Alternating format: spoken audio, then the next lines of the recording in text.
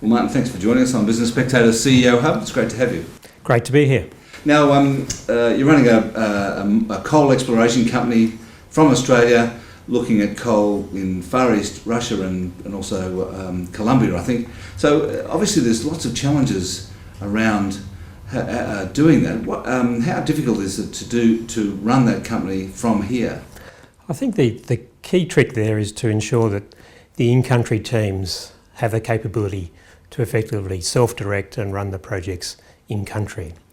And of course, to do that, you need a very senior national who heads up the local business. And in the case of Tigers Coal, we're very fortunate in the sense that both in Colombia and Russia, we have that type of person in heading up our business there. And do you have to go to those places very often to see what's going on? Absolutely. So, it does involve travel. Often you can get in and out to these places within a period of, say, a week, 2 weeks at the very most. But, it is, a thing we do on a regular basis. If it's not once every quarter, it's probably a little bit more frequent than that.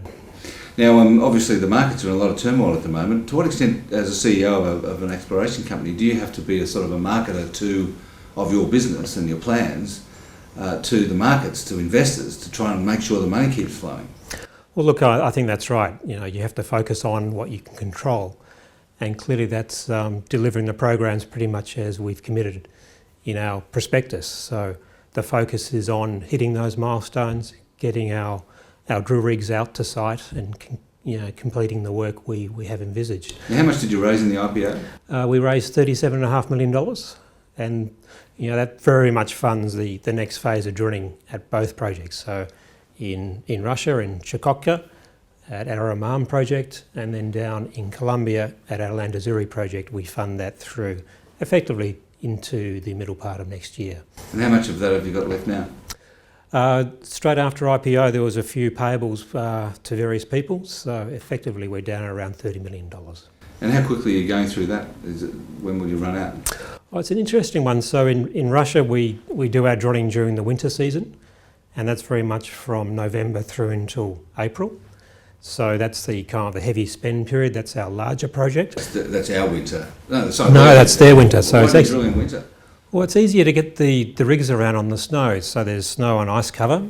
There's no need for track work, and hence it's very easy to pull the rigs behind a bulldozer on a set of sleds, and the impact to the environment's very low, and it's the way people do exploration in Russia. It's cold for the staff, though. It is cold, but I guess they get to enjoy their summer elsewhere. Right.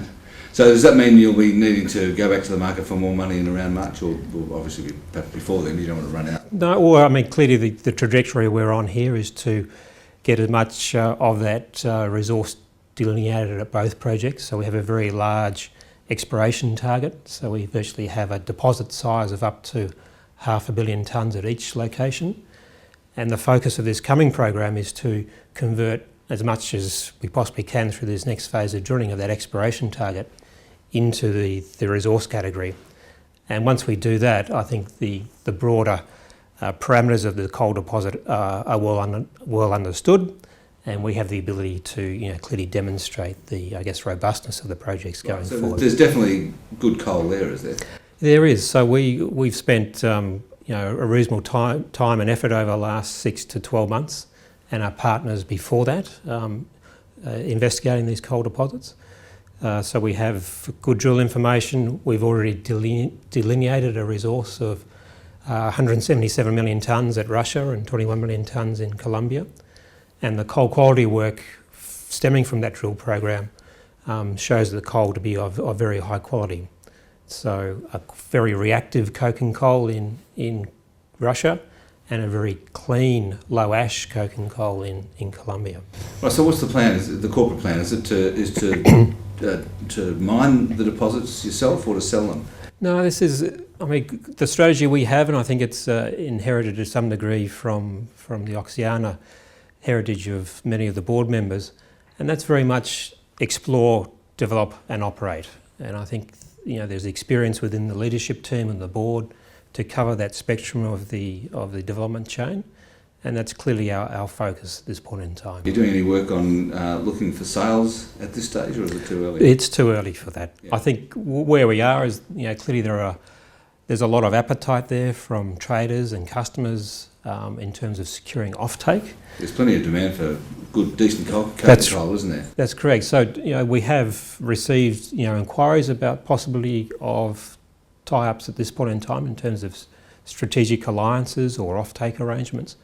But our preference is to keep the ownership structure as clean as possible until we go through this value creation event around the resources. So is the difference between being a CEO of an exploration company and the CEO of a mining company? I mean, do you think you'd need to, if the company does transition from being an explorer to a miner, you'd need to move on and run another explorer somewhere? Oh, I suspect that is, has something to it. I mean, I came into Tigers Coal as the CEO back in February.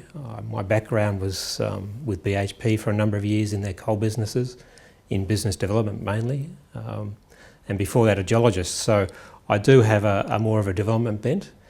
But I think that's the life cycle, if you like. There's a challenge here, and that's what very much attracted me to this role, in the sense that you could come in, take a company from where it is today, a company with some great projects, with great prospects, and then ensure that you're able to push that forward to what will be a significant, hopefully a significant producer of met coal within a reasonably short period of time. Have you enjoyed the transition in your career from geologist to business development into actually running the company?